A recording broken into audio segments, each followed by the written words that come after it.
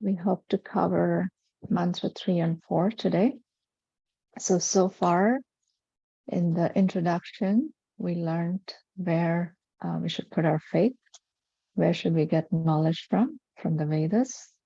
And then in the invocation, we learned about how everything is complete. This material world is complete. Everything goes on in cycles. The time is complete because everything is cyclical. We, the living entities, are complete because all the facilities that are needed for us to realize our connection with the Supreme Lord, that's perfectly there in each of us at all times. So in that sense, we're complete. And there's a complete arrangement.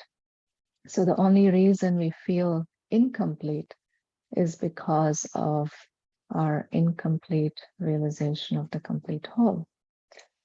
And then in mantra 1, we saw how to apply that philosophy of completeness. We learned about how the Lord is the supreme proprietor. He's the owner.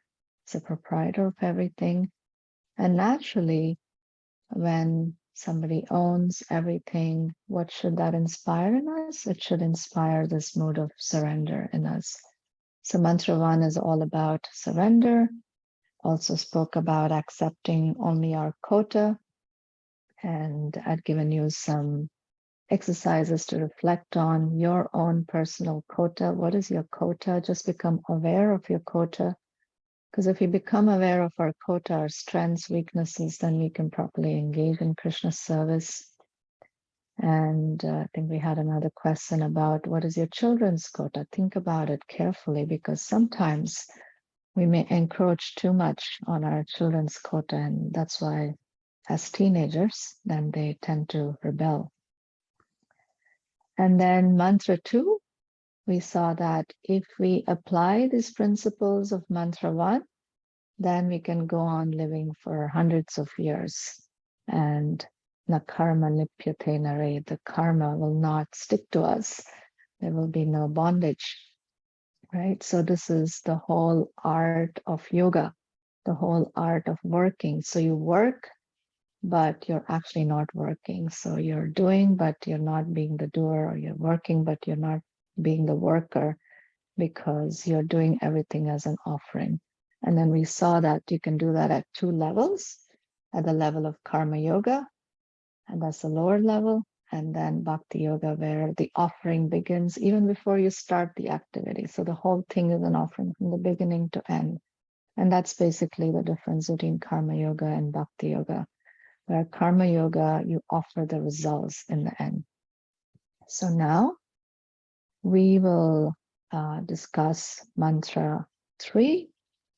Let's share a screen here. And mantra 3 is actually like a little warning. You don't follow what's going to happen. Beware, be careful. Where will you go? Don't be lazy about this. It's like a little bit of a wake-up call for us, mantra 3. So it's a little heavy, but sometimes in our shastras, we have these heavy sections, mainly for the purpose of, just awakening a little fear in us, and just like a little seriousness in us, because otherwise we all get too comfortable with, whatever we're doing right now.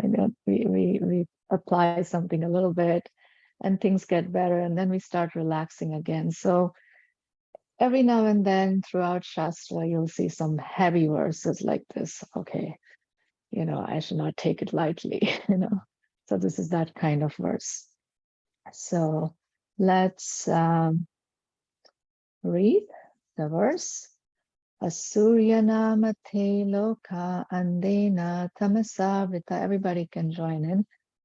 Tamste pratyabhigachanti yeke chatma hanojana. For some reason, this video is occupying my whole screen. Just minimize. You can see full screen, or Yes, Yes, it's Mataji, we can see your PPT, and then at least I can see you on the side. yeah, okay, good, good. All right, I think it's just something I'm need to adjust a little bit on my screen here.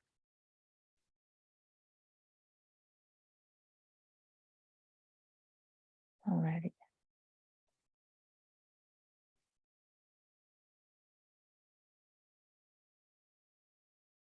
Oh, here it is. I couldn't find that.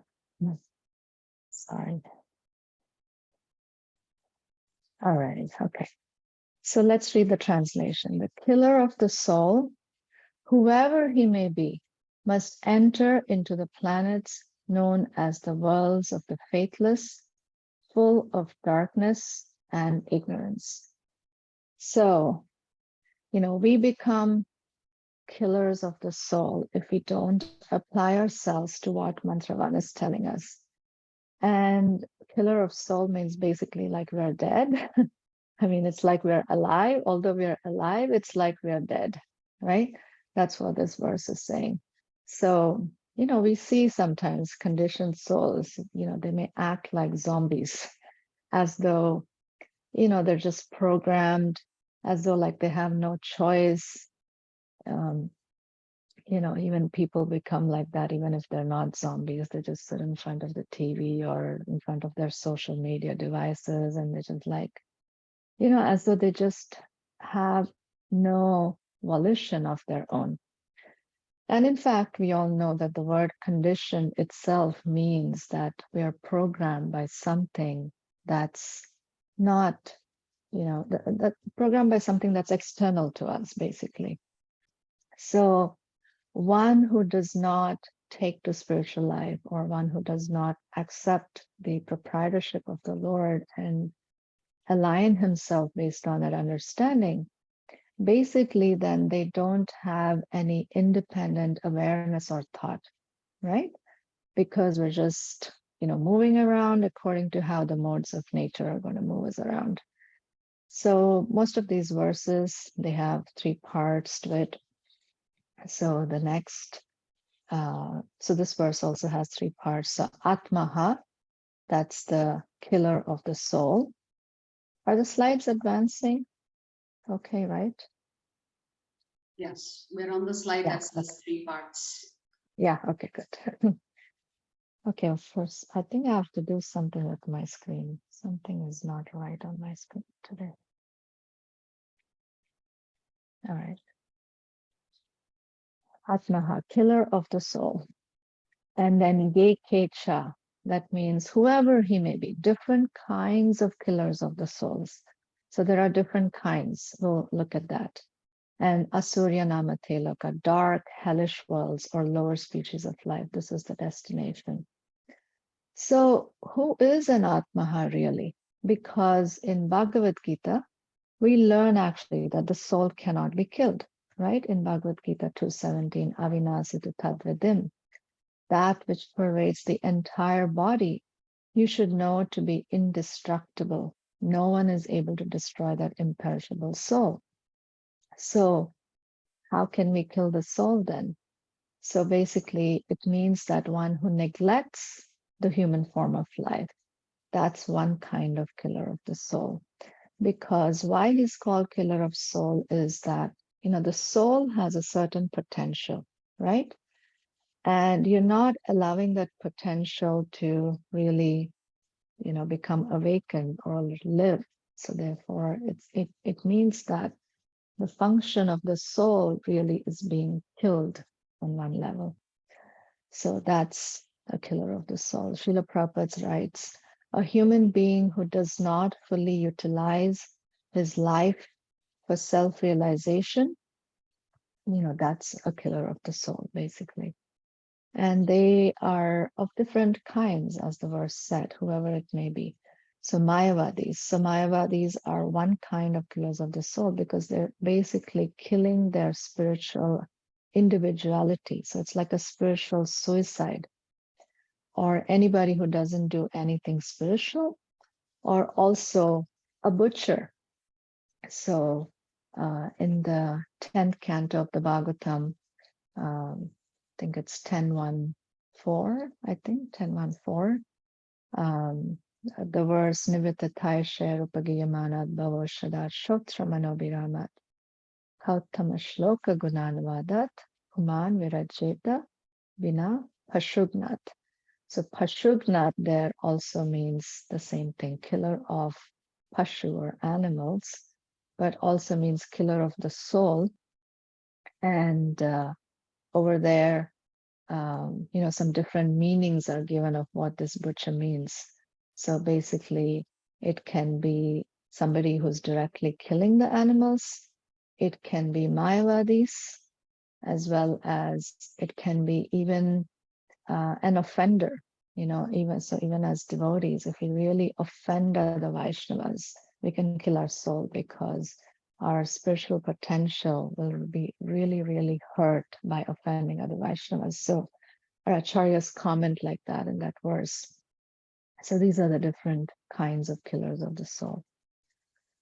So Prabhupada starts this purport with the sentence, human life is distinguished from animal life due to its heavy responsibilities.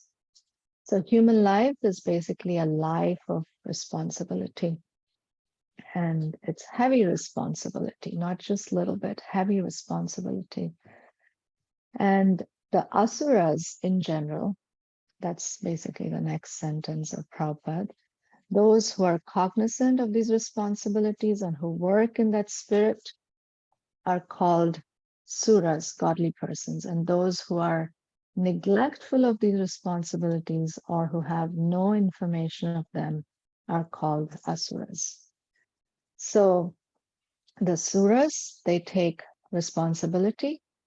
They are godly persons, and the asuras, they do not. So we can see that the nature of asura, Madhvacharya describes the breakdown of this word asura. A means not, su means nice, and ra means ranjana. It comes from the word ranjana, that means pleasure. So basically, those whose pleasures are not nice. So what kind of pleasures do asuras or lower species animals engage in? Just like, you see, most of you are from India, right?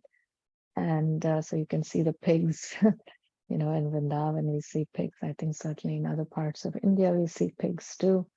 And, they're relishing something, but that something is not very pleasurable.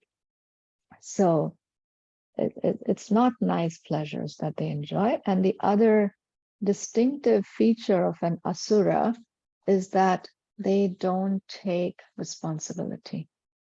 Like many examples can be given, like those who were put in concentration camps and stuff like that. Many of them would say that they were innocent. Or in Chicago, there was this big Gunda kind of guy named Al Capone, and by whose order actually hundreds of people were killed and many were robbed and all that. And finally he was caught. And then during the trial, he said, "I'm a good person. Why are you after me?" He was not taking any responsibility for it. So a demon in general will claim that he is innocent. He's convinced actually that he's innocent. Like even Dhritarashtra, right? We all know who's Dhritarashtra. So many people actually told Dhritarashtra to give up Duryodhana. But what Dhritarashtra said, I cannot give him up. If that is God's will, what can I do? I am innocent. I'm attached. What can I do? God is making me do this. I have no control. So he was claiming innocence. Or the example of Kamsa. Kamsa, how he was grabbing, every little baby that Devaki delivered, and he was smashing.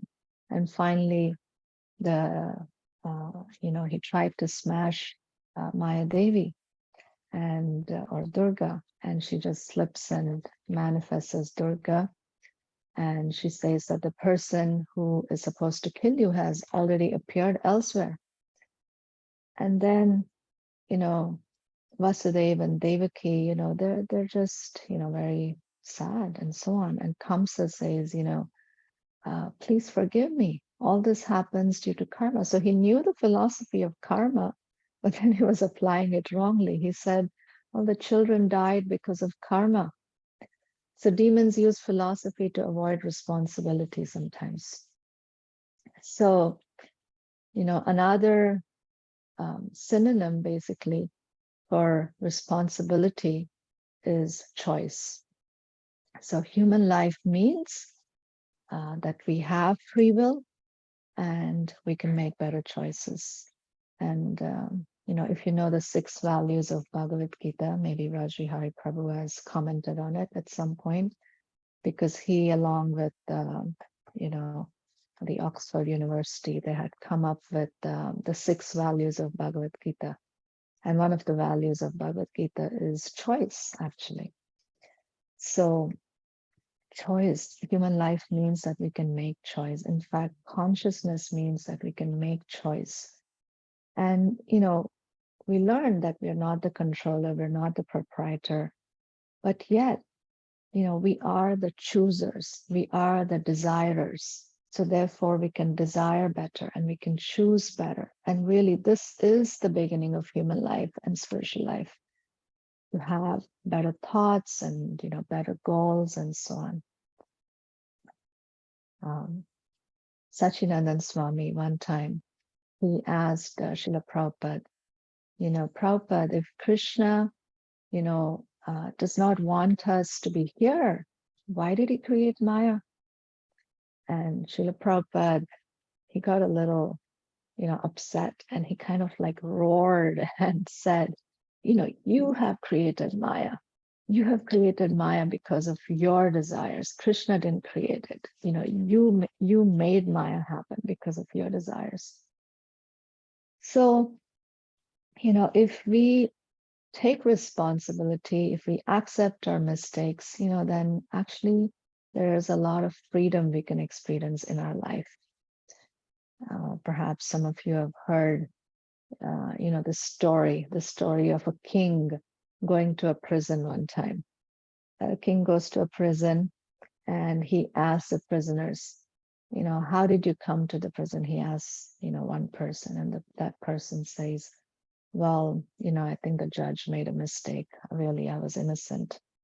And then the next person, he says, well, it was just my envious neighbors, and they just gave a false report.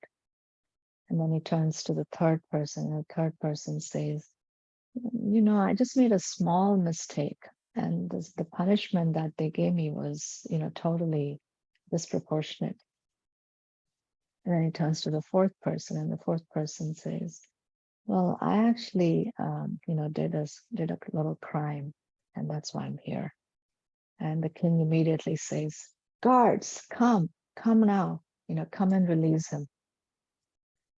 So he took responsibility, and then he became free.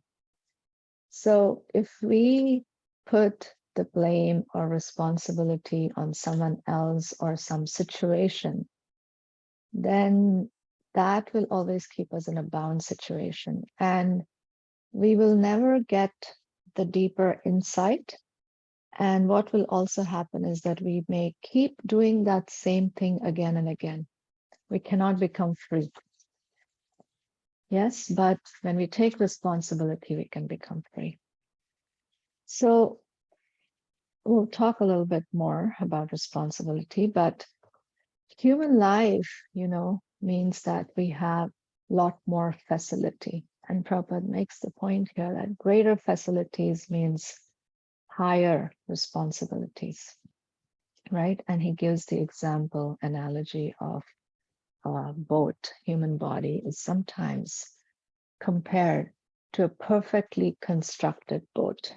So it's perfect. It has many facilities, and it has, we can have a nice spiritual master, the captain, who can help navigate this boat. And the favorable winds are also required, because you may have a good captain and you may have a good boat, but if the winds are not favorable, then it's hard to ply the boat. So favorable winds, the instructions of the Lord are there, and the material world is the ocean. So what's the example that Prabhupada gives here to illustrate greater facilities? Anybody?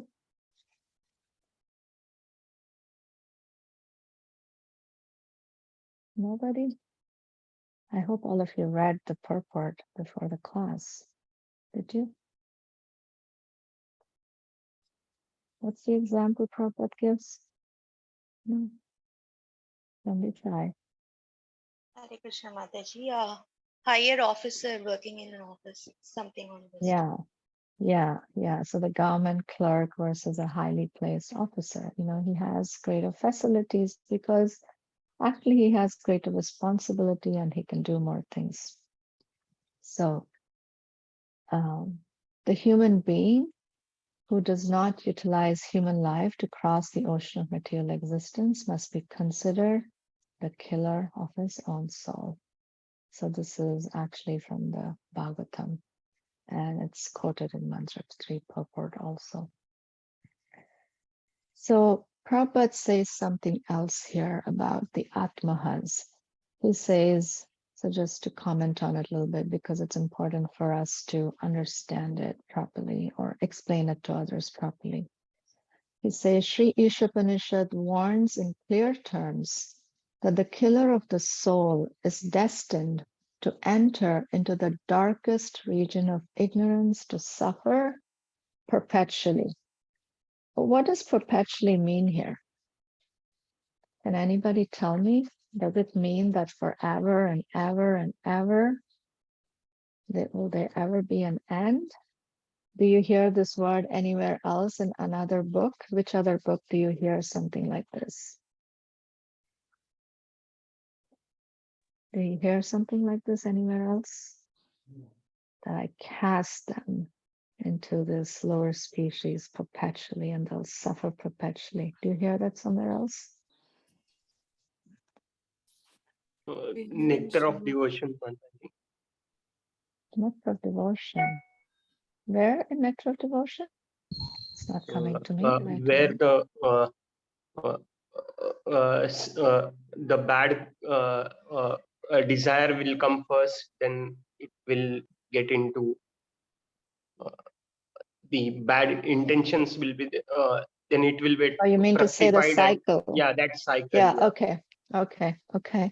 Okay. Where else can you think of? Somewhere. Srimad Bhagavata. How about Bhagavad-Gita? Anybody remembers where Krishna says this in the Bhagavad-Gita? 16th chapter, Mataji. Yeah, 16th chapter. Very good. Yeah, so this can feel actually like what the Christians say, eternal damnation. Okay, if you do something terrible, that's it. Like, you're a sinner and you're eternally, condemned. But actually, no, God is much more merciful than that. So no end here or perpetually here actually means, it just means like a long time, or it means over and over again. It doesn't actually mean that there's absolutely no end to this, right? Because, and I was saying 16th chapter, Krishna speaks about it. He says, those who are envious and mischievous, who are the lowest among men, I perpetually cast into the ocean of material existence, into various demoniac species.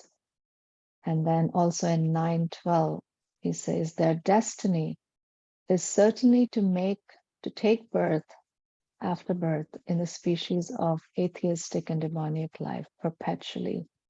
Their real knowledge will remain under delusion, and gradually they will regress to the darkest region of creation. Right? So this is basically the language of Shruti, and it's meant again for people who have not yet, taken up spiritual life, who've not come to Krishna. And it's a similar point. It's meant to wake up people to end their sinful life. And it's just basically giving a strong warning But we can see also all over Shastra, there's so much encouragement. There's much more encouragement than statements like this, right? All over Srimad Bhagavatam, if you just render even some indirect service, your spiritual life begins, right? So there's actually so much mercy. But, we should not take it for granted. We should do something about all that mercy, right? And also in Bhagavad-Gita, we learn right in the introduction that there's 5 topics. And of the 5 topics, there's one that's not eternal. And karma can be completely burnt up. And like very, very easily, karma can be burnt up. You did Nectar of Devotion. Also in Madhurya Kadambini, we learned that the reactions to the sinful activities, they're practically completely burnt up even at the stage of anartha nivritti or even bhajana kriya, even. They're completely gone by the stage of nishta. So reactions to our past sins and all that, they cannot really hold us down, right? But offenses are another thing. So Prabhupada says, so the person who fails to achieve self-realization is given a better chance in his next life due to his sincere efforts in this life. If even a fallen candidate is given a chance to take birth in a respectable and noble family, one can hardly imagine the status of one who has achieved success. So this is also similar to what Krishna says in the Bhagavad-Gita. In the 6th chapter, what happens if we've started our process of self-realization, but, we have not completed it, either we'll take birth in a wealthy or aristocratic family, or, you'll take birth actually in the family of devotees if, you've practiced bhakti for a long time. So it's very liberal, actually. Krishna is very kind. So then who is the real Atmaha then? The real Atmaha is basically who does not even make an attempt at all, and who just kind of deliberately wants to cover himself in illusion. And they're just too materialistic or too attached to material enjoyment. So, but if you're making some attempt, already there's so much mercy. You're not really an Atmaha. But we should be careful, like we heard in the 10th canto verse, that we shouldn't become a butcher. After coming to Krishna consciousness, we should be careful, particularly about Vaishnava Aparadh, because this is the only thing, the anarthas coming from Vaishnava Aparadh are the only ones, basically, that the effect of it cannot be fully removed even at the stage of bhava. Only at the stage of prema it completely goes away. So, we all know the example of Bharat Maharaj, who fell down, at the stage, from the stage of bhava. And anyway, don't want to go too far into the topic, so I'm stopping myself. I was going to say something else. So back to responsibility. A devotee's life is actually full of responsibility. Like Vasudeva, right? Vasudeva was treated so unfairly, but then he just accepted that it was his karma. And it's not always easy to take responsibility for everything. It's actually can be quite painful in some ways internally. And we may even see that sometimes it can appear that the devotees, devotees' life sometimes have more difficulties. So sometimes a godly person's life can be more painful internally because he has to accept that he got himself into the situation based on his past choices. Sorry, that's my doctor calling. I'm going to turn that off. Okay. So we have to internally accept that we got ourselves into this situation. So taking that kind of responsibility is a little hard because it makes one feel like I'm bad. but we are not bad. We are all good. It's just that we made some bad choices. And all we have to take responsibility for is that because of misuse of free will, I made some bad choices. But, I am not the bad choice. I'm not bad myself just because I made a bad choice. But it's not easy many times because our identity is so much tied around it. So therefore, what do? We defend right away, right? Defense is one of the things we do the most, right? So, but if you can take responsibility, it's a very, very liberating philosophy. Even, Stephen Covey, one of the things he says is that one of the first things he says is proactivity. That means that don't, just sit and feel hopeless. See what you can actually do very actively in your life. So for us, we can tell ourselves, I'm actually not a product of the modes of nature. I'm a spirit soul. I have a choice. At every step, I have a choice, actually. And if I brought myself to this situation, I also have the choice to get out. And this is, recognizing that we have a choice in every situation is such an important principle in a devotee's life, actually. And, you can get out of any situation using this principle. Like even people who were in these concentration camps and so on. Who was it? What's his name? Viktor Frankl. Maybe you've heard of his name, Viktor Frankl, right? So he writes books about it, positive thinking and so on.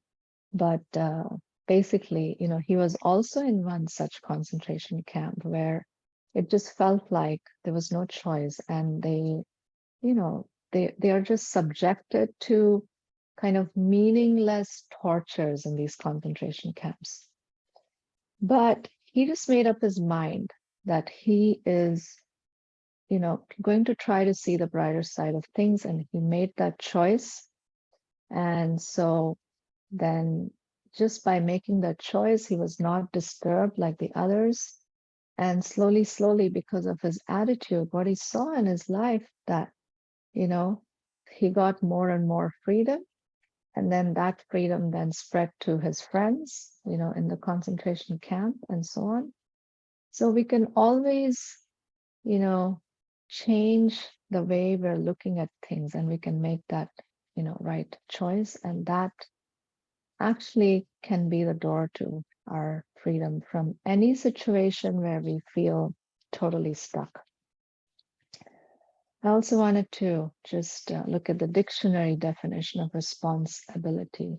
And in fact, probably many of you have heard this. Responsibility is made up of two words, response and ability. It's actually in this human form of life that, we have this ability to respond properly. So definition, the quality or state of being responsible as a moral, legal, or mental accountability. But I wanted to highlight just a few meanings here. So it says, as the primary cause, motive, or agent, being the cause or explanation. So, you're basically the cause. And able to choose for oneself between right and wrong. This is another definition right in the, dictionary. So I want you all now to take a few minutes, a little personal reflection exercise we'll do right now, because if I leave it for later, sometimes people don't do it at all. So if you don't mind, I'll subject you to this, but I think it'll be good. So please write down 2 to 3 spiritual goals for the next 2 months for yourselves. And also write down 2 to 4 spiritual goals for the next 2 years. So you can just, take 2 to 3 minutes and just write these down. And, these goals, they can be connected to your study or maybe offenseless interaction with the devotees, or, something in your chanting. It could be something like, I will try to finish 10 rounds before 7 a.m. At least 5 days of the week. Just make it like really specific like that. And I'd like really everybody to write, and I'm also going to write mine. And because Krishna can see if you're desiring, if you're choosing, if you're writing right now. So everybody write. And this is all about actually taking responsibility for our life and being proactive. So this is one part of it.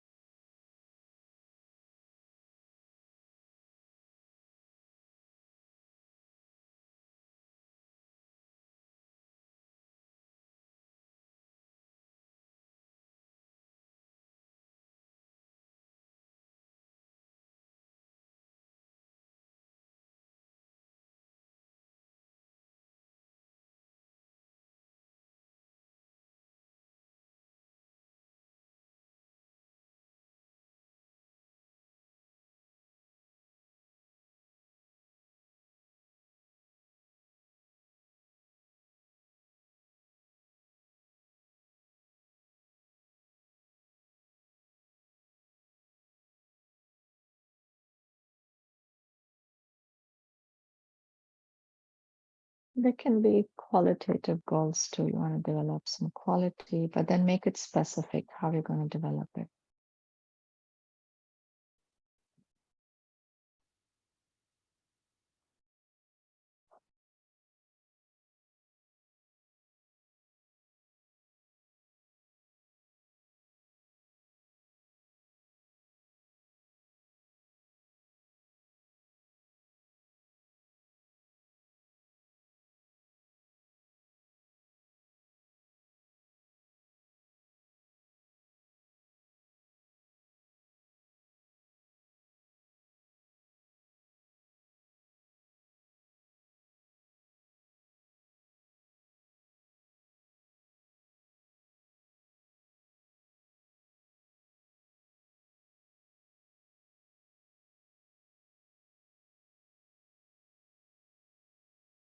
Okay, another minute if you need.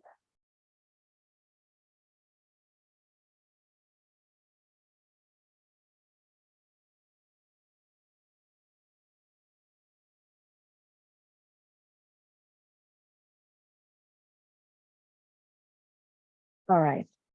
So I hope everybody has written 2 to 3 goals for next 2 months and 2 to 4 spiritual goals for the next 2 years. So now the next step. So this was the part about taking responsibility and being proactive. So now, out of all these goals that you wrote down, think of your most cherished goal. And think of your most cherished goal. And then you can turn to Krishna. If Krishna is in your room somewhere, turn to Krishna, or turn to Krishna in your heart, or turn to Krishna, your, Ishtadev, your favorite deity form, and say, Krishna, I made this goal for you. This is for you. So this is the part about surrender. We're applying verse 1 also. Krishna, I made this goal, but it's not for me. It's for you that I made this goal. It's for your pleasure. You can try doing that in your mind. And then another step, we're going to say, Krishna, because it's for you, I will accept and continue to serve you whether or not you give me, the goal or not, whether or not you give me what I desire. So see if you can say that. This may be the harder one because we tend to be attached. Krishna, this is for you. Whether you give me the goal or not, I will continue to worship you and serve you. So this basically then renounces our desire to enjoy, control, or own it in any way, right? It's not easy, but again, this is the work of yoga.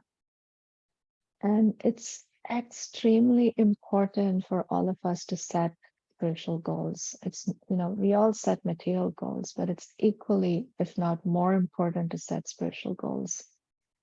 Srila Prabhupada, if you see his life, he always set goals, right? Even before he left India, after he came from there, the 7 purposes of ISKCON. While he was in India, he formed a league of devotees. And he always had like plan A, plan B, plan C, right? But he also said, make me dance as you want, right? Krishna, you brought me here, so I'm yours. So now you can do what you want with me. Yes. So please regularly do this and go back and revisit these goals and write down these goals. It's very powerful to write to. Sometimes if you really made a goal with all your heart and you've written it down, and even if you may have forgotten it somewhat, but if you go back and look at it at some point, you may see that actually you've accomplished that goal because you did make the goal. It makes an impression in the heart, basically. When you think about it, you write it. And when you write it, things become, really clear. It gives a lot of clarity in our own life. Sometimes we are too muddled up in our mind, and things don't go forward. But if you sit and write these goals for yourself, you can take forward steps at any time. Okay, so that's one.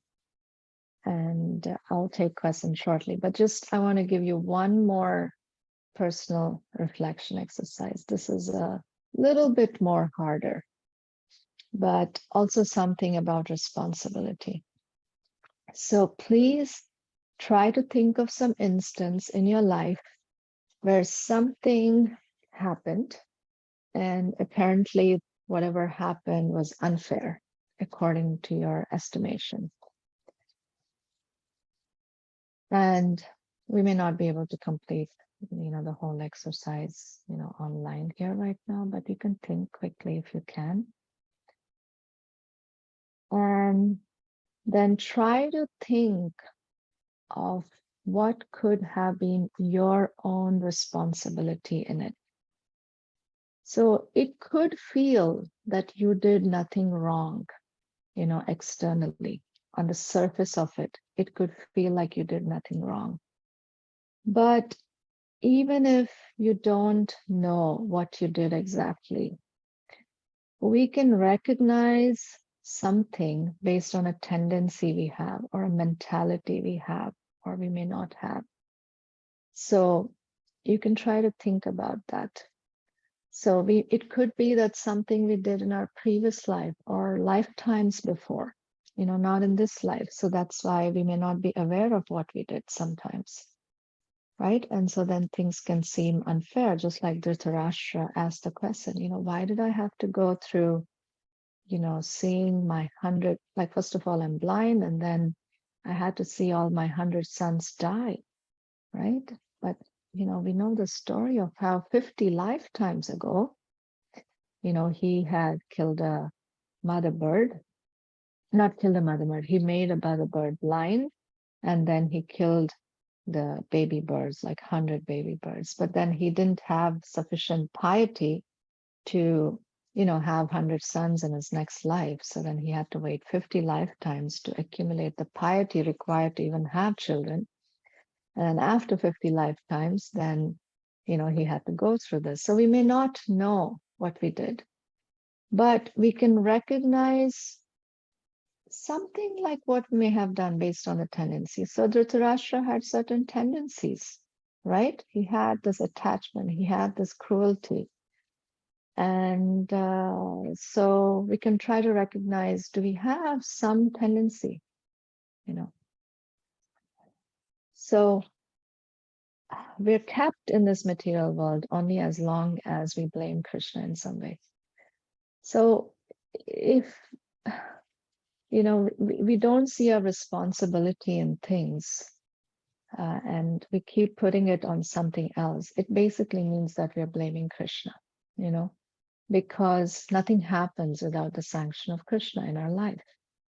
So as long as we feel something, someone outside is the full cause, you know, they may be the instruments, but they're not the cause. The cause is always in our heart, right? So we have to take responsibility for the cause in our heart. And then we can become free.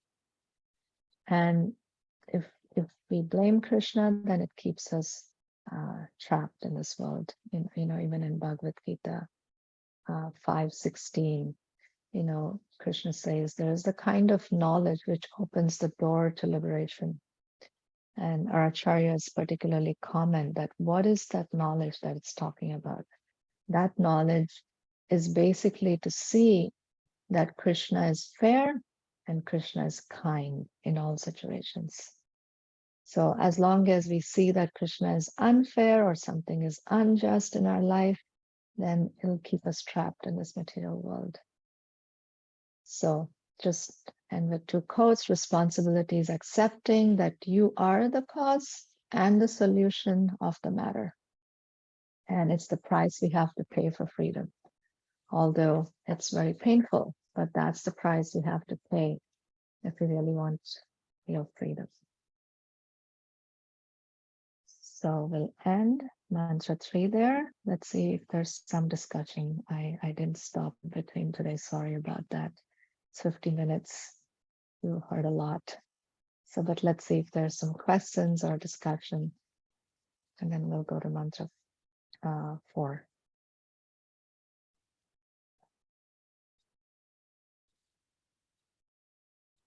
Mataji, on a couple of slides, you had some statements. I was just wondering how would those statements apply to atheists who do not even acknowledge Krishna? Yeah. The statements meaning about responsibility. Yes, yes. Yeah, so they apply. They apply. They're going to have to face certain harsh, heavy consequences. And eventually, you know, when the suffering becomes actually excruciating, at some point people have to, they will ask the question, why am I suffering? It humbles them. Suffering eventually humbles people, you know. So, yeah. And then an They extension of apply that to question everyone. is, Yeah. sorry, the extension of that question is in some of the other cultures, the concept of karma itself is not recognized. Mm-hmm. So how does that comport with how do they understand suffering at all? Yeah. So quite often they don't have the full picture of suffering then. You know, there's a partial picture, or then they have some interesting ideas about who God is, right? You know, you've heard of this book probably, Why Bad Things Happen to Good People, right? And so, you know, then they come to the conclusion that either God is all knowing, you know, but he's not all merciful, or he's not all powerful. You know, he is one of the three, or he's two of the three, but he's not all three, right? So yeah, it's hard to get the full understanding without the concept of karma. It's, you know, I have a close relative who's a born-again Christian. I'm not saying who it is on purpose, just in case they hear the recording at some point, but I have a close relative. And, you know, I asked the same question. And the answer is that, well, you get this one chance, one life, and you know, you have to turn to Jesus. And if you don't, that's it. And I'm like, how is that a merciful God? You know, if I only get one chance, and the person says that, yeah, but you're getting many chances in this life. But yeah, but then if I don't turn to God in this life, then that's it. And they're like, yeah, that's it. Or even to explain that, why, like a child is born and, has some handicap or some difficulties, born without a limb or whatever, why? And, the answer is that, oh, it's just for the parents, to learn some lessons. Actually, the child is completely innocent. These are the kind of answers. But some people believe it, but it doesn't, actually make full sense. So, yeah, and they're very deep into it, but they're convinced. So Krishna, he's reciprocating according to our desire. Yeah. Anything else?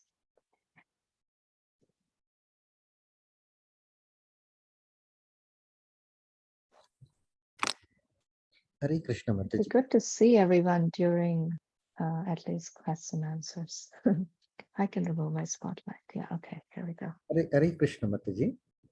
Hare Krishna. The entire, so much of population, even 1% of the population also doesn't even know the name of Krishna and Yeah, forget about surrendering to Krishna. So what will happen to all these souls when we say that Krishna is so merciful? yeah. Krishna is very merciful, when it rains, it does rain everywhere. But if you, put an umbrella and say that I'm dry, who can be blamed, right? There is rain, but we are sitting inside, so we're not getting wet. So, Krishna is very kind, but then because of our choices, because of our desires, we're not able to access his mercy. But devotees are so kind that they go everywhere. There's devotees everywhere. There's, even in Alaska, there's devotees. There's stories of how, one devotee just got so fried one time, and then he just like, because I don't want anything to do with devotees. I don't want this process and so on. And, he goes to Alaska and he checks into a hotel there. And then he turns on the TV and he sees like devotees on Sankirtan on the TV. Anyway, Krishna is very kind. He has so many ways, but, aren't devotees distributing books? Aren't devotees doing kirtan? But how many people turn to it? Many people turn away. But there's also many, many people who turn to it, right? So yeah, it's a process. It's a process. Yeah, but there's hope for everyone. And there's also a lot of responsibility on us as devotees, to follow Lord Chaitanya's order, right? Especially all of you who have taken birth in the land of India, Bharata Bhumite Hoile, Manusha Janmasad, Padmasata Karipara Upakar, that, you're born in this land of India. So perfect your life and then share it with others. So we don't want to just stay like these mediocre devotees forever, just managing our lives, still trying to wake up in the morning, struggling to chant. We don't want to stay there. We want to grow and do much more, something, and do something about the question you asked, isn't it? Otherwise, life keeps going on. Life has a way of keeping us very busy with like really basic stuff. And then we, miss the boat. We have the boat and still, we haven't made use of the boat of human life.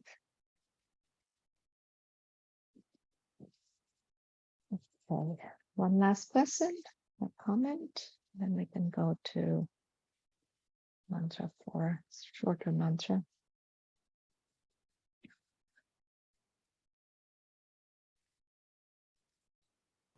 Hare Krishna Mataji. I Hare wanted to Krishna, ask the same Nanda Kumar. question asked before. I think what's missing is the consequences. So people don't take responsibility. And for example, if I miss my chanting, I don't immediately see the consequences. And similarly, Yes. I might exceed the quota of what may be given to me, indulge in that, I don't see the consequences of those offenses. So I think that is where if people do not follow or do not realize, I think that's something I want to share. It's a good point. We don't see consequences because we tend to see everything a little bit with our material vision, you know, a little bit or a lot bit with our material vision. So, you know, we tend to only appreciate things in our life which we can perceive with our gross senses in general. So those are the consequences we see right away. But there is a consequence. Actually, when we don't chant, our consciousness is down that day. There is a consequence. But to recognize that kind of consequence, it requires a little bit of subtlety in our consciousness, which also doesn't come when we are too absorbed in matter. But when we go a little deeper in our spiritual life, then we develop more of the subtle consciousness. And then even like few days when the quality, what to speak of not chanting, even when the quality of our chanting goes down, we feel miserable. It's like rotten consciousness, you know, and we'll see that, you know, I'm reacting to everything around me, you know, because yeah, I'm just totally in material consciousness, you know. So yeah, there are consequences, but perhaps a little less visible, but nevertheless they are, you know. But and you also see when you have strong sadhana, even for 1 week or 2 days, or even 1 day, doesn't have to be even 1 week, 1 day, you know, wake up at 3 o'clock, chant good rounds, hear a class in the morning, and then read for 1 hour at least. Wow, 6 hours of devotional service and you feel supercharged. That's the consequence. You're ready to take on life. So yeah, there's consequences. Thank you. Okay, you're welcome. Okay, shall we go on to mantra 4 then? Okay.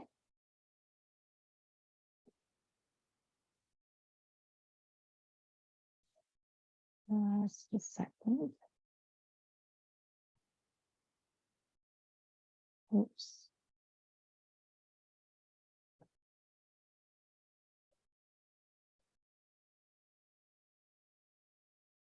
I closed it accidentally. Give me a second.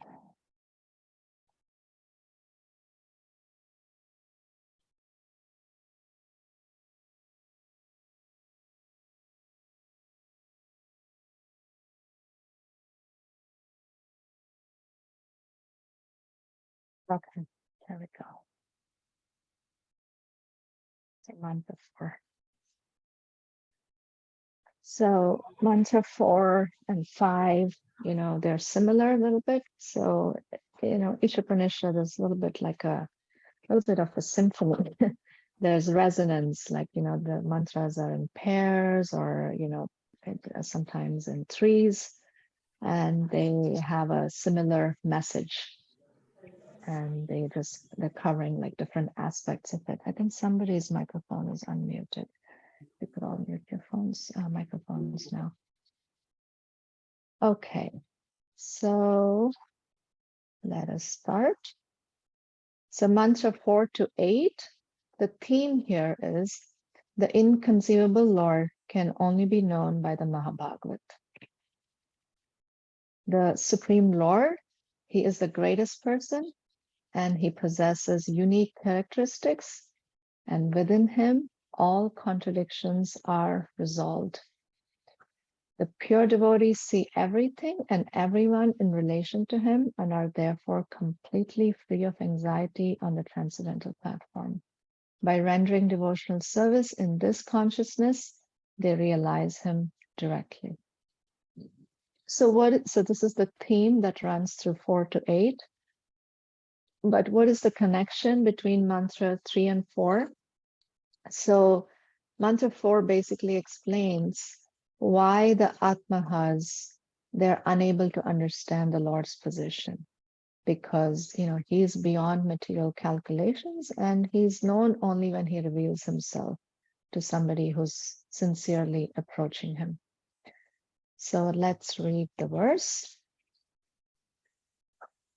Anechadekam manaso chaviyo nainadeva apnuvan purvamarshad tathavatonya tishtat tasmin apo matarishva dadati. So these mantras are a little bit read differently than our Srimad Bhagavatam or Bhagavad-Gita verses. So, although fixed in his abode, the Supreme Personality of Godhead or Personality of Godhead is swifter than the mind. So the mind is very, very fast. Can you all think of Govardhan right now? And are you there at Govardhan? In just a fraction of a second, you're there, 7,000 miles away, but you're there right away. And the Personality of Godhead is swifter even than that, and can overcome all others running. So he's very fast. The powerful demigods cannot approach him, although in one place he controls those who supply the air and rain. He surpasses all in excellence. So the demigods cannot approach him. That also means, we cannot approach him, and we cannot approach his name with our material senses. We cannot approach Krishna basically with anything material. That's what it means. The demigods cannot approach him. And there's other reasons we'll discuss as we go along.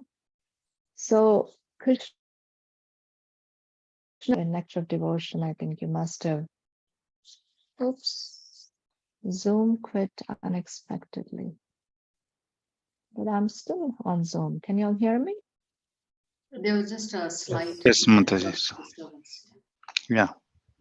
Yeah, okay. I don't know why that message came. Zoom quit unexpectedly. Anyway, that's fine. Okay. So the demigods, what was I saying? Yeah, the demigods cannot approach him. Means that, you cannot approach Krishna with anything material. And I was speaking about the verse in Nectar of Devotion. Atha Shri Krishna Namadi Na bhavet grahyam indriyai sevan mukhe jivado swayam eva spuratyada. So basically, you cannot approach Krishna with your material tongue, your material senses. But if you approach him in the mode of service, sevan mukhe, then swayam eva spuratyada, he can reveal himself. We can meet him in his name, we can meet him in his deities, we can see him through the devotees in the dham, and so on. So Krishna is completely beyond the range of our senses. He's transcendental, and yet, he's so far out, but he's so kind. He wants to have a relationship with us, and he controls those who supply the air and rain. Means that basically whatever we need for our life, and whatever we also don't need, everything comes from him. And he surpasses all in excellence. So whenever something like that comes, Prabhupada likes to quote, this verse, Nityo Nityanam Chaitanas Chaitananam. So there's two significant words in this verse here. There's Ekam, that's one, and Anyan, that's others. So there is one, and then there's others. So who is the one? The one is Krishna, and the others is all other living entities. And Prabhupada would often quote this verse, Nityo Nityanam Chaitanas Chaitananam Eko Bahunam Yo Vidadati Kaman. The yo is in the wrong place. Eko Bahunam Yo Vidadati Kaman. Okay, I'll correct it. So there is many eternal beings, but of all eternal beings, there's one supreme eternal being. There's many conscious beings, Chetananam, but of all, Krishna is supremely conscious. Eko bahunam vidadati kaman. And there's one person who's maintaining, everyone else, right?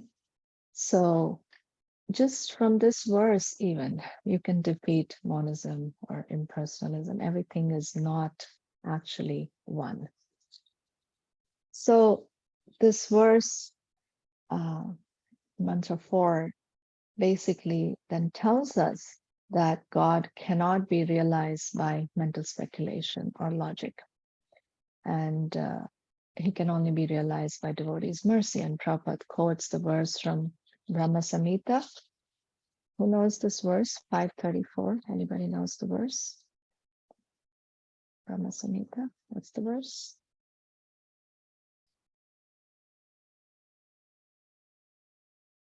Not by speed of mind or wind. Pantastakoti Yes, very good. Fantastikoti Koti Satavatsara Satavatsara Sampragamyo. Sampragamyo Vayo Ratapi Manaso Munipungavana Sopyasti Yast Prabhadasimya Vichintya Tatve Govindamadi Purusham Tamaham Bhajami.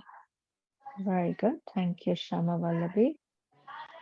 Thank you for that. So Krishna cannot be approached by the speed of mind or wind or anything like that. And no one can approach the Lord with one's limited potency, because the parts will always be limited compared to the whole, right? And what is the Bhagavad-Gita verse here? Anybody knows? 10:2. I've also put the numbers so you can quickly look it up, right? With our devices. What is the verse? Name vidu suragana, right? Prabhavam na maharshay ahamadya videvanam. What is the last word? I'm mixed up with another verse. Maharshi nam cha sarvashaha. Yeah. So anytime a part can never realize the whole, right? And also one cannot understand the source by study of its expanded energies. Just like Gurujan Prabhu likes to give this example of a chapati. So you have a chapati in your hand, and you can study the chapati. You can break it down and you can analyze it, and just break it down as small as you can and like study it, right? But even after all the breaking down of the chapati completely, can you actually understand, where it was grown, or who the farmer was, and what, the farmer is like, what is his name, who are his relatives, who's his wife, who's his children, and what house he lives in, what does he like, what does he not like, what are his activities? Can we understand that? We cannot understand. So we can never understand something by just studying the expanded energies. And this is what the impersonalists do. They break down everything and they use the process of neti neti, it's not this, it's not this, it's not that, it's not that. But by this negation, you can never reach a positive understanding. You cannot come to a positive conclusion. You can say what it is not, but you can never understand what it is completely unless it's actually revealed to us. So Prabhupada also gives the analogy of heat and light here, that heat and light depend on fire. They're one with fire, but at the same time, they're different. We take, benefit from heat and light, but we cannot take the same benefit from fire.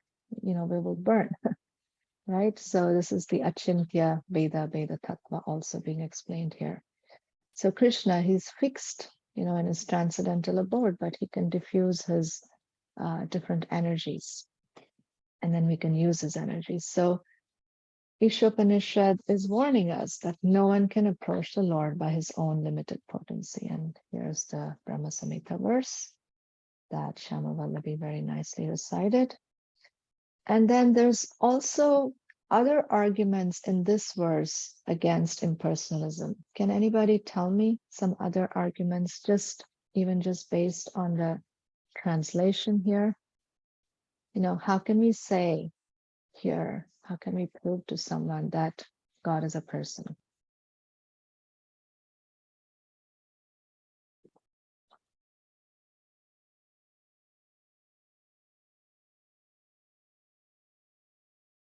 Anyone? Mataji, I think God is a person because something cannot come out of nothing. Something cannot come out of nothing. Okay. And more. Let's see, anyone else? What is mantra 4 saying? Are there some personal aspects being highlighted in mantra 4?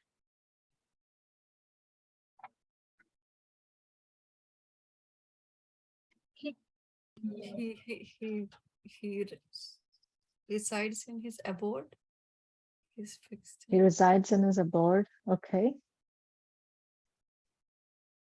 And he can he's- overcome all others. That means like it's Yes. a person overcoming all others. Yes. Who can overcome all others. Who surpasses all in excellence. Yeah. Okay. And then previously, of course, we also saw controller and proprietor cannot be personal. And I think I mixed up mantra 5 in this. But anyway, in mantra 5, there's also walks and does not walk, and he runs swiftly, is something we heard in this verse. He's very, he overcomes all others in running. And he walks, does not walk. An impersonal thing cannot, or not even, how can you have an impersonal thing? But anyway, cannot walk or does not walk. Even demigods cannot catch him, surpasses all, not an ordinary person. That's what it means. So there is these personal aspects of Isha. There's the variegated personal features beyond the conceptions of the mind. Anejadekam manasojaviyo, fixed in one place in his abode, Krishna Loka, he's enjoying pastimes. And yet he's swifter than the mind. So as you all said, Naina Deva Apnavan Purvam Arshat Tattavato, surpasses all others running. Demigods cannot approach him. Tasmin Apo Matarishva Dadati, he is in one place but controls the demigods and surpasses all in excellence. So let's look at just a few words here very quickly. So let's look at the word anejad. Anejad means fixed. What does this really mean? Fixed in his abode. So he is, again, another Brahma Samhita verse, Go loka eva nivashati akilat mabuto, right?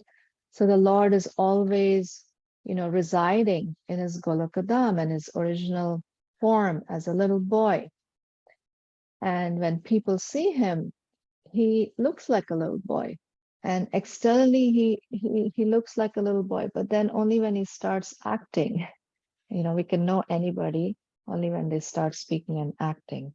So Krishna looks like a little boy, but then he actually maintains everything. And he's always engaged in his pastime simultaneously.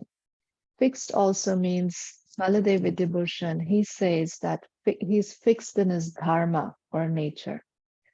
And what is his nature? He has many natures, but there's one nature that's predominant in him. And that is his Bhakta Vatsal nature. That means he is especially kindly disposed towards his devotees. He always likes to protect his devotees. That's his protecting nature.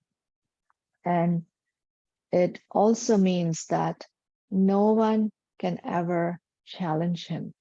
He is like completely unafraid. No one is equal or greater to him. And he does not tremble or he does not fear. That's what Baladev Vidyabhushan and Madhacharya say.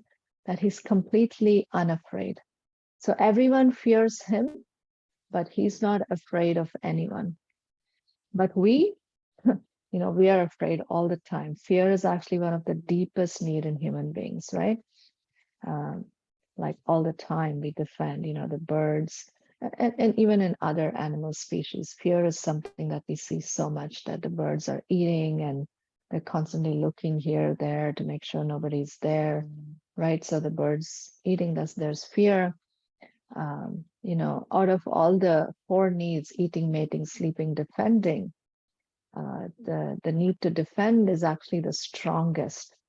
Like, if there was a plane crash or something, even if you didn't eat for 24 hours or 18 hours or whatever, you're not going to think at that time about, let me take one more bite, because the plane will crash after 5 minutes. No, you don't think about that at all. Or you don't try to catch a little nap, in the next 2 minutes before the plane crashes. No, you're thinking about how to defend yourself, how to protect yourself. But Krishna, he has absolutely no fear at all whatsoever. So in these ways, he's fixed. And then Manasojaviyo means swifter than the mind, and can overcome all others running. That means that he is spiritual in nature. That means he's beyond the subtle material mind, and therefore the mind cannot actually reach him. So he basically exceeds the limits of wherever the mind can go at all times. This is very, very important for us as devotees to capture. Beyond where the mind can go at all times, he exceeds the limits of that. So what does that mean for us? That we can always take shelter in Krishna when the mind is just making us go crazy sometimes, and just takes us for a spin or completely spinning, and we're just like totally restless or something, completely disturbed, anxious, whatever it is. There is one place the mind can rest, and that is at Krishna's lotus feet. So we can take shelter of him because he's beyond wherever the mind can go. And Bhagavata, running, even demigods cannot approach him or understand him, right? Because he's subtler to the gross body also. And, another meaning is that, like if there's a race, like sometimes the cowherd boys in Krishna would have a race, and then the cowherd boys would try to catch Krishna.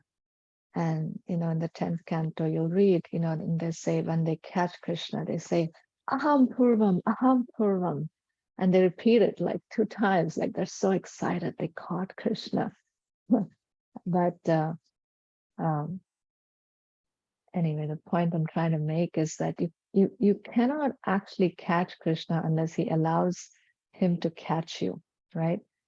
So how does Krishna win everywhere other than with the cowherd boys who can catch him? How does Krishna win everywhere else? He wins always because he's also everywhere. Demigods, they may have to go from point A to point B, but Krishna is actually everywhere. And so because he's everywhere, he also appears very swiftly in a devotee's life again. So something very practical for us. Draupadi called out to Krishna, she raised both her arms and Krishna appeared right away. Or for Prahlad Maharaj, right away, because he's everywhere. And then he controls the demigods, and he's supreme, surpasses all in excellences. So in what way can the demigods not understand him? So basically, they cannot know Krishna's origin or Krishna's opulences, because in every respect, he's actually the source. That's what 10.2 says. So we can only understand Krishna through submission, right? So surpasses all in excellence also is that he's full in all of the 6 opulences. And we will not cover this much because everybody knows this, but Prabhupada talks about it. I think I had put this long ago and I did remove this slide. But internal potency, external potency, marginal potency, demigods, humans, animals, all of us. So he's all pervading through his energies, although he's localized. And then we'll just spend a few minutes on this last part, which is very practical also. So we all have a designated part to play, because when we hear a lot about Krishna's power and opulence, then, we may feel like, where are we? Who are we? We may feel a little bit like crushed by the all-powerful personality sometimes. Or we may feel like, what is our use, right? So Srila Prabhupada explains very nicely in the last page, what is our role. So every part and parcel of the complete whole is endowed with some particular energy to act according to the Lord's will. So we're meant to play the part designated for us. So what is the initiative of the living entity? So if we say that, okay, we have a part to play, then do we still have some initiative that we can take? Or it's simply that, we just, do that part and there's nothing else we can do? What do you all think? Quick answers, some quick answers. What is the initiative we can take? Where can we use our initiative while playing the part that is designated for us?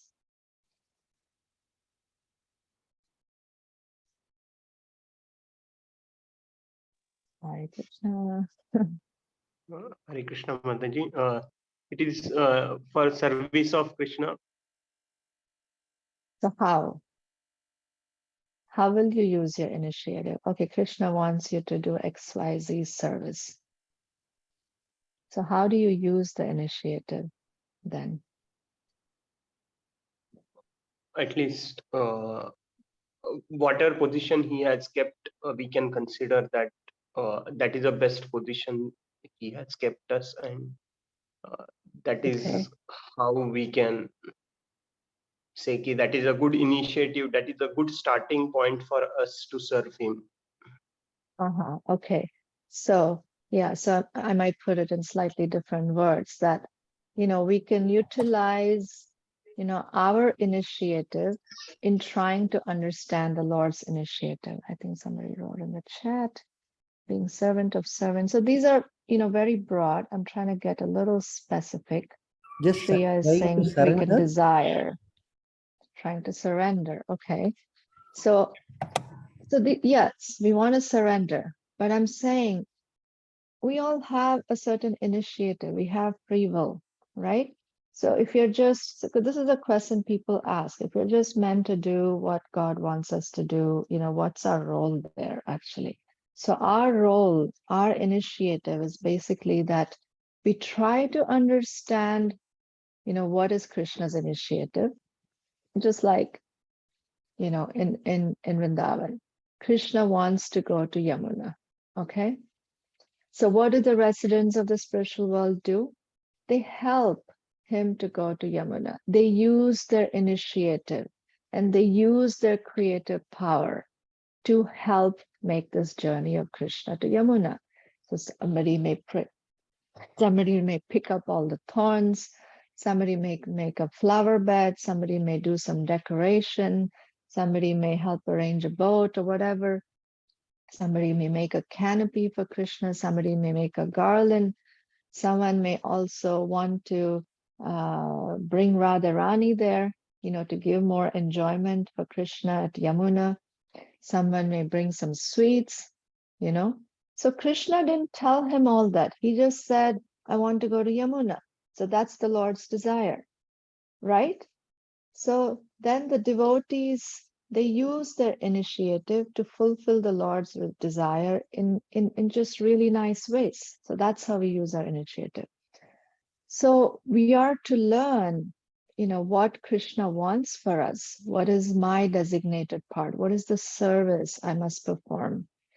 And then we can understand what is that service by study of Shastra and also by our Guru's instructions, Spiritual Master's instructions. And then we use our initiative to fulfill that. Like, for example, the Spiritual Master may say, okay, I would like you to do college preaching. So, somebody could just go to a college and preach once and say, yeah, I did college preaching. Or he can really use his initiative, use creative power, use some other resources, and really think very deeply of how to do this very nicely. So that's how we use our initiative. So college preaching means that not only you give class, there's prasadam, there's taking care of the devotees after that, and so on. So Prabhupada says initiative in devotional service. So the initiative intelligently exercised, it's intelligently exercised, understanding that everything is Lord's potency, and that actually awakens our original consciousness. So all the powers, all potencies, when engaged in executing the will of the Lord in devotional service, then actually such kind of devotional service yields perfect knowledge of the Lord's features and Lord's potencies and, how they work by his will and so on. It's got to advance the slide here, but yeah. So utilizing one's power to initiate activity and intelligence in understanding the Lord's initiative, with understanding that everything is Lord's potency, therefore to be used for executing Lord's will. And so we are to understand basically that the submission process is very active. It's not like, okay, I submit to you, but it's a very active process. It's a thoughtful process. And the result is the perfect knowledge of Lord's features, potencies, and how they work by his will. So we haven't discussed much about contradictions and all that, but we'll do that in Mantra 5 next week, because these two mantras are connected actually, but I couldn't squeeze in Mantra 5 today. So any quick comment or question? Hare Krishna, Dandavat Pranam Mataji. Hare Krishna, Dandavat Pranam Mataji. Am I audible? Yes, Radha Raja Vilasini. Yes, Mataji. So you are speaking about how we take initiative, no? So is it also like, for example, now Janmashtami is coming up. So we try to, involve ourselves like preparing nice bhoga for the Lord and, bringing people into the temple and be it cleaning of the temple. Is it all also comes under the initiatives, Mataji? Sure. So what is the Lord's desire in appearing actually in this world? That's what you can think. That was the Lord's initiative. What's the Lord's initiative in appearing in this world? Why did he come? Lord appears to protect his devotees and annihilate the miscreants and to re-establish Dharma. Yeah. And to reclaim all of us, part of protecting the devotees means actually to attracting the conditioned souls. He performs pastimes just for that purpose. So that's his main initiative in appearing, because killing the demons, establishing religious principles, he can do through any agency. But he wants to actually interact with his devotees and make more devotees. So we can think on that day, particularly, how can I bring more devotees? How can I make more devotees? Because that's the Lord's initiative. You try to understand his initiative, and then you use your initiative to do as much as you can to fulfill the Lord's initiative, right? And you can be creative. You can go wild in your creativity there. Thank you, Mataji. And one last question, maybe. Hare Krishna, Mataji. We understand that Krishna is everywhere. So how do we understand the difference between the Dham and the non-Dham? Dham and non-Dham. Yeah, Krishna is everywhere, But we also know that in the Dham, so Krishna is everywhere through his energies, right? He's spread everywhere through his energies, just like the fire. The heat and light are spread everywhere, but the fire is in one place. So, but in the Dham, Krishna personally appeared. He's not just there through his energies. He was personally present at one point, and he's still personally present. I shouldn't use the word was, because actually his pastimes are continuing even today in Vrindavan, but they're unmanifest to our eyes. But one who has that kind of bhakti, for them, the pastimes are actually manifest. They can see the pastimes even till today. And we all may have, little glimpses of that actually when we go to the Dham, isn't it? Yeah, of how the Lord is present in some place. But of course, Dham is also not just a physical place. It's more than that, it's consciousness. Vrindavan is not, it's a place for sure, and the place is very, very powerful. There's limitless glories of Vrindavan Dham. But at the same time, it's also a state of consciousness. So if one has the Vrindavan kind of consciousness, and what is Vrindavan consciousness? Complete selflessness and complete, dedication to Krishna at every moment. Like everything that they do is just, it's an offering to the Lord. Everything that they do is just coming out of this desire to love the Lord and offer to the Lord some service, right? So when we are living in such consciousness, you can see Krishna wherever you are. That's Vrindavan. Krishna becomes present. So yes. So like Prabhupada said, our temples, they're not in New York or London, they're in Vaikuntha, Prabhupada would say, because that's the Dham actually, because Krishna is present. Okay, shall we end here? Thank you all very much. Have a wonderful Krishna conscious week. Please do think about your goals. Don't forget, revisit them, offer them to Krishna, and become detached. Don't control it. Don't own it, right? Even if he doesn't fulfill the goal, you still continue to serve him and worship him. And he will reveal himself or give you the goal at his own time, if he thinks it's good for you, right? And if he thinks it's not good for you, he may not give it. But you all made spiritual goals, so he will give those goals. He will. It's a question of time. Hare Krishna. Thank you. Thank you, Mataji.